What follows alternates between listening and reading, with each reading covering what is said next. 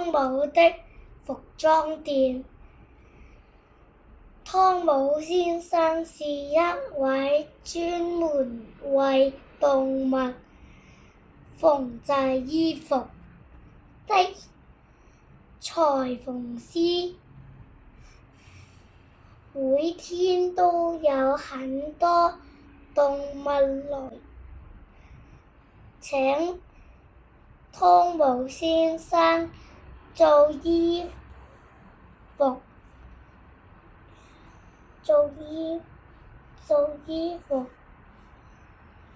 兔子麗莎，湯姆先生，我想要一件像我的眼睛一樣漂亮的衣服。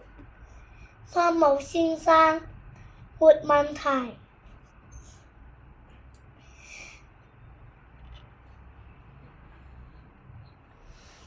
湯姆先生從來不讓動物們失望。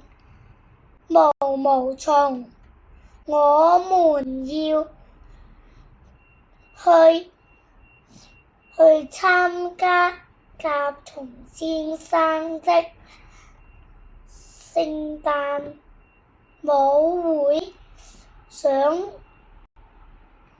做一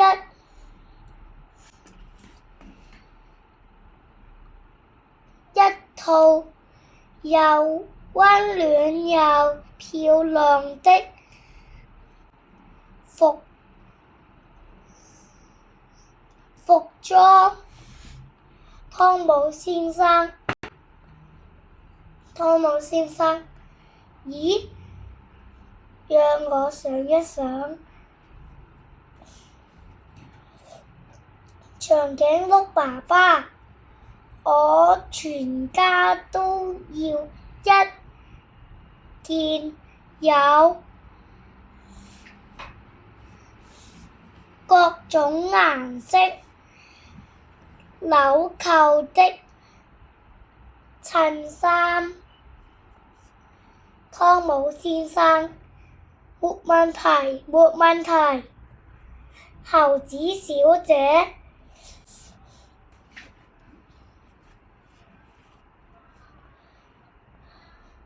在湯姆先生的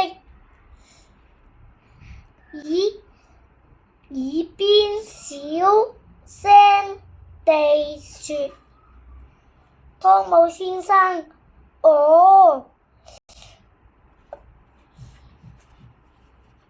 那恭喜你們了。青蛙，我叫巴迪，可是爸爸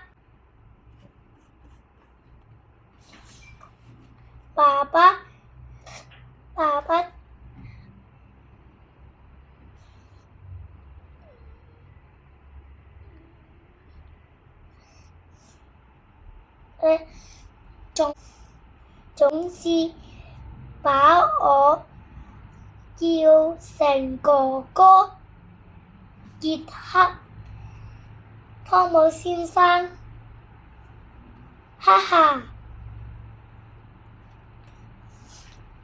了解。小豬，我想要一件大家都看不到的睡衣，會不會太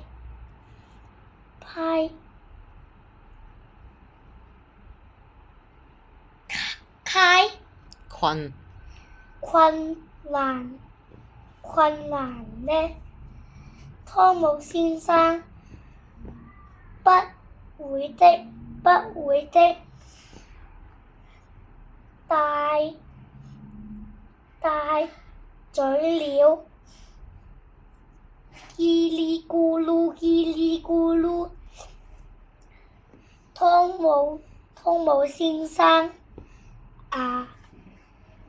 生日禮物。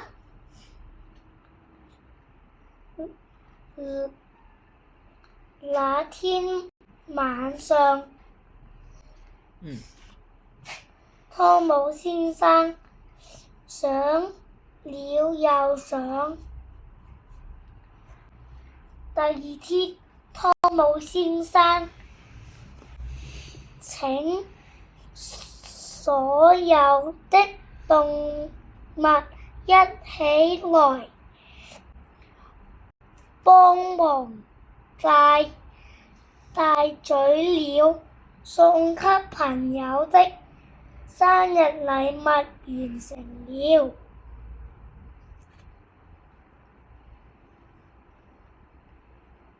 哇！鯨魚小姐，生日快樂！